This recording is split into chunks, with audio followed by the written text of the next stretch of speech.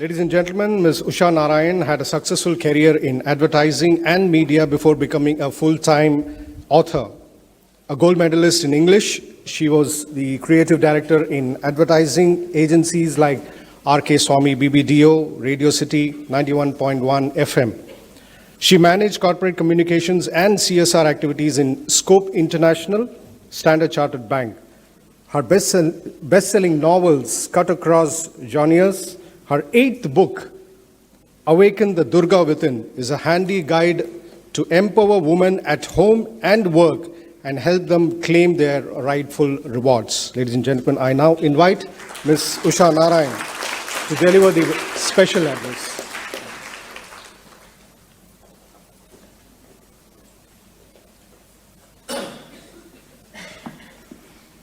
Good morning, everyone. It's nice to see such bright, alert faces, cheery, and it's really colorful and so many lovely faces, mostly women, some men too, I'm happy to see. Thank you, MMA and Group Captain Vijay Kumar, for giving me this privilege and this opportunity. It's a great opportunity for me as a Madras born and bred, living here for many years. It's nice to be recognized and to connect with people belonging to our fair city, which we would not exchange for any other. Right. So, Awaken the Durga Within, that is my 8th book, from glum to glam, cage to carefree. All of you here have a story, a struggle, or some kind of success that you have achieved. The very fact that you are here today shows that you have come up in life, that you have an inner fire that you've nurtured and that has brought you here. But there's so much more that you can achieve, so much more that you can do. And that is what Awaken the Durga Within is about. The fact is, our upbringing is such that we are brainwashed into believing that at birth we listen to our father, afterwards we listen to the husband, then maybe to the son, the son-in-law.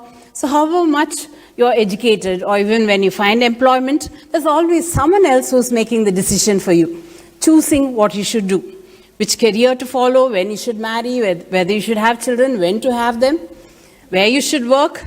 It's better for women to work as a teacher maybe. I also started as a teacher because it's the only way we can balance our job as well as bringing up children, because bringing up children becomes the woman's primary responsibility. So what are we are taught to eat last, sleep last, sacrifice our desires in order to ensure the comfort of others, emulate goddesses like Sita, who walked through fire, or Savitri, who followed her husband to Yamaloka.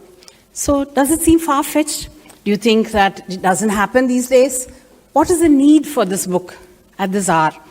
Recently, you've seen this Me Too movement, where a lot of people came out with their own stories of abuse, of putting up with a lot of torture because they needed the job. And why didn't they speak up then, is what is asked. Why didn't they talk then? Why are they talking now after 10 years, 20 years? Even now, they're being abused, they're being questioned, their truth is being questioned. So it is not easy for people, especially women. It's a survival mode is fight or flight response, they say. Women often choose a flight response. We don't want to fight. That's, maybe bashed out of us during our upbringing, and we are told it's not nice. A girl should be silent, she should be submissive, she should listen to elders. After all, you're going to another family, and what will they think if they go there and you talk loudly and you keep, stridently expressing your opinions? So gradually it is dinned out of you. Like Suparna was just telling us, all the bright girls in school who entered college with so many dreams, what happens to all of them? They don't take up a job. Or even if they do, they take up a job where they won't be transferred, they turn down promotions. They try to compromise. Their inner fire is damped down bit by bit till it's just a smoldering ember. So, I have spoken to many audiences of women as in here, and Trichy just recently in Asian College of Journalism, I spoke on their morning show. I find that after the session, many of them come up and talk about how it is so relevant to them. It seems as if I've taken a page out of their lives. Because each one of you here too, would have experienced something where you're forced to meet expectations of someone else. The choices you make are not yours. And there are always people who bring you down, who question your talent, who question your abilities. When I was working in advertising, I wanted to learn to drive because I could take my daughter to school, I could drive myself to office. And when I told my boss that, he promptly calls his secretary and tells him, oh, she wants to learn to drive, but she will not be able to do it. And the secretary promptly came and repeated it to me. He was very delighted with that. You know, that is the kind of attitude that we face. I did drive. What's a big deal? It's only a skill that you need to master. Maybe I drove in second gear throughout for the first few days because I was scared to change. But it's okay, you learn. And after I got married, those days at 19, 20, you get married. You don't have a choice. You don't think there is a choice. And after that also, that was before my BA English Literature results came out. After that, I did my MA English Literature. I did B.Ed and M.Ed because I thought I could work as a teacher along with my daughter when she went to school. My neighbors were all puzzled. Girls the same age who had just been married and entered married life. They're asking me, why are you studying? She's studying something all the time. I don't know if they thought I was studying the same thing over and over. And maybe they thought I failed and I kept repeating it. They wondered why I was studying. You're married, so why do you need to study? So that is the kind of attitude that we all face, because marriage is the be-all and end-all of life. Your identity is only what your husband is. It's not about yourself. But you all have a fire, you have a passion, you have some talent. I think it is very important that you nurture it, that you allow it to flourish, that you allow it to flame high. Why shouldn't you? The value is in yourself. You are special, you are unique. And this book is about how you don't let society or your neighbors or your parents or your in-laws or your children even tamp you down and hold you down and say, this is all you can do. This is the only thing you are fit for. Does it bring you respect? Sometimes you find the housewife is not regarded as very, important. What is she? She hasn't done anything in life. Bringing these children, taking care of them, bringing them up as good citizens, isn't that important? Just because you don't get a salary, does it mean you're not valued? If you're a college student, how about that? Your choice of career is not yours. You're just asked to take a safe alternative. You're not allowed to choose the man you marry. If you do also, there are always problems. Everything becomes big tug of war, and often we tend to take the easy path and not fight for what we want, what we desire. So what is the effect of this kind of suppression of your voice? You feel that you're not worthy, you're worthless. You start feeling bitter, you feel resentful. Sometimes you may just burst out in anger after a while because you suppressed your feelings so long, and you actually spoil the relationship completely because you're just bursting out like a volcano which has been tamped down for too long. So you need to speak, to ask for what you need, to tell people you want to do a course, you want to join a job, you want to take up the promotion. You should be free to do that. So what is the true spirit of feminism? Are we saying kill all men? We are not. There are so many good men who support. When I went for the launch of my book, there were lots of men who had come and bought copies for their wives. They came and told me a little sheepishly, I don't know what exactly you said, but what you said sounded very interesting, and I wanted to buy it for my wife. I said, do not fear. There is nothing that you need to be afraid of. This is not about killing all men. This is not against men. There are so many men who are supportive. It's about the individual, whether it's man or woman. It is the person who's supportive, who wants you to be the best you can be. That is the person who really values you, who really loves you, who wants you to be the best you can be. So, speaking up to claim your rights and opportunities, to be treated equally with men. That is the true spirit of feminism. Why mythology? Where does Durga come into the picture? Durga is the goddess who's powerful, who destroys evil. She is a midpoint between maybe Parvati, who's a domesticated goddess who takes care of Ganesha and Kartikeya, and Kali, who's the violent form of Parvati, who destroys and is fearful, who runs around free and untrammeled, every man's nightmare. So, what do you know when you hear of Sita's story? What is the word that comes to your mind when you think of Sita?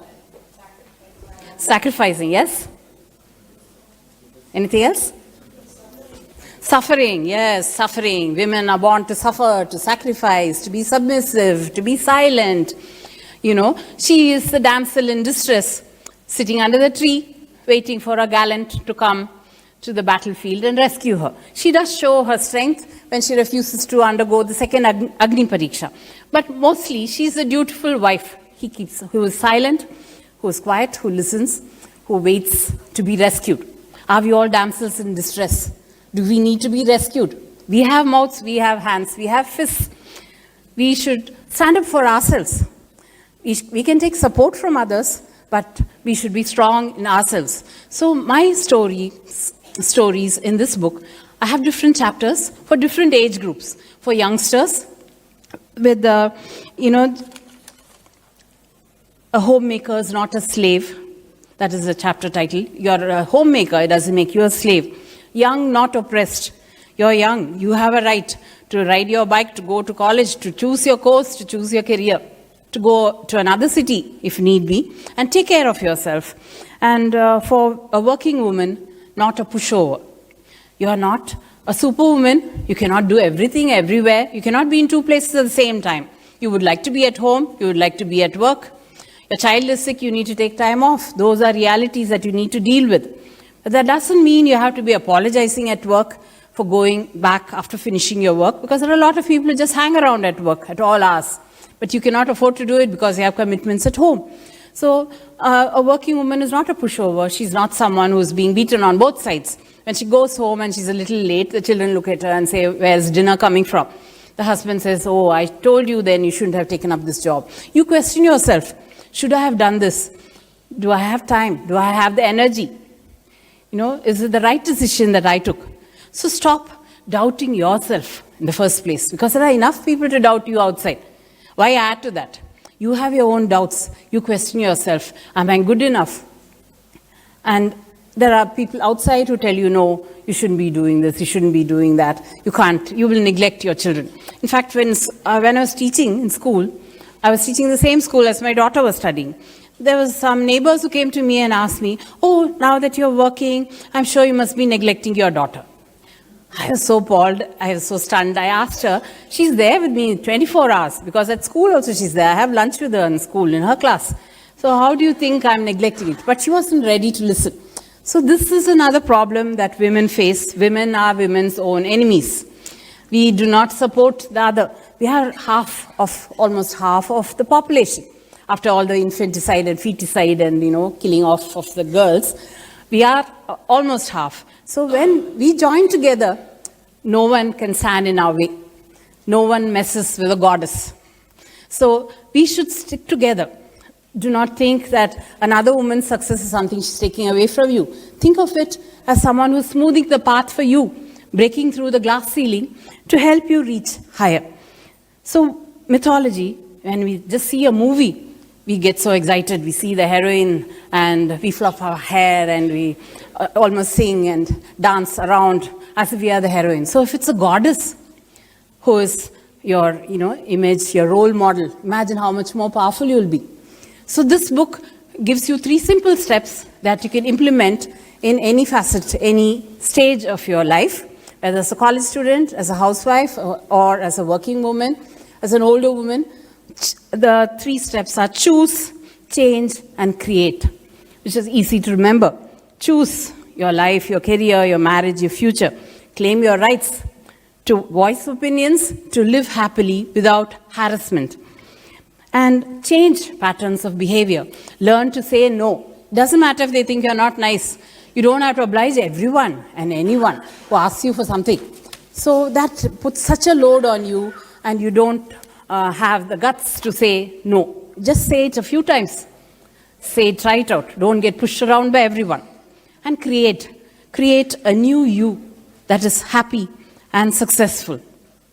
So when you're at work, Sheryl Sandberg, CEO of Facebook, says, sit at the table Make your partner a true partner. Don't leave before you leave. That is, you sit at the table of decision making. Your partner should be a true partner and share responsibilities at home as well. And don't leave before you leave. Don't turn down responsibilities, promotions, thinking that, I may not be able to do it, future if I get a child. So till you get that, problem, you should go ahead, forge ahead in your career. As Patty Sellers, Fortune magazine editor, says, think of your career as a jungle gym, not as a ladder. Because in a jungle gym, we climb up, we climb down, we go sideways, we do all those things. Whereas a ladder, it will take you straight up. Maybe it's easy for men to do that. For us, we always need to compromise on our other responsibilities, our demands. And so like a jungle gym, we somehow make it to the top, but we are more creative. We managed to make it to the top in a creative fashion, like climbing, and you're emotional. So what is wrong? Emotional quotient is very good. You can use your emotions to judge people, to see their attitudes, see who's good, who's bad. So use your emotions in order to get ahead. Don't think of it as a disadvantage. Help other women. Find some fire within your talent. Is it photography? Is it painting? What do you like to do? To watch the sunset? To have a pet? To do some volunteering? To do yoga or meditation or prayer? Choose something to, make your inner you flower.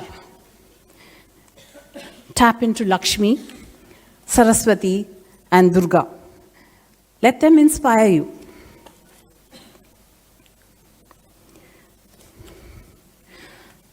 Tap into Lakshmi's power of abundance, Durga's fierce energy, and Saraswati's gift of wisdom.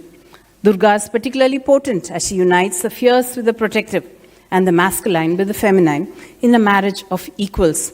Like her, you too can be mother, wife, or torchbearer for equality, choosing the right path to take you to your goal. Enjoy each day of the new empowered you. Be happy, be you. Thank you.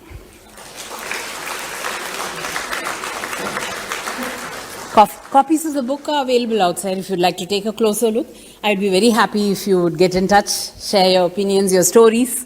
Yeah, you will also autograph it. Yes, and I will sign the copy personalized to you, of course. Thank you for being such a wonderful audience.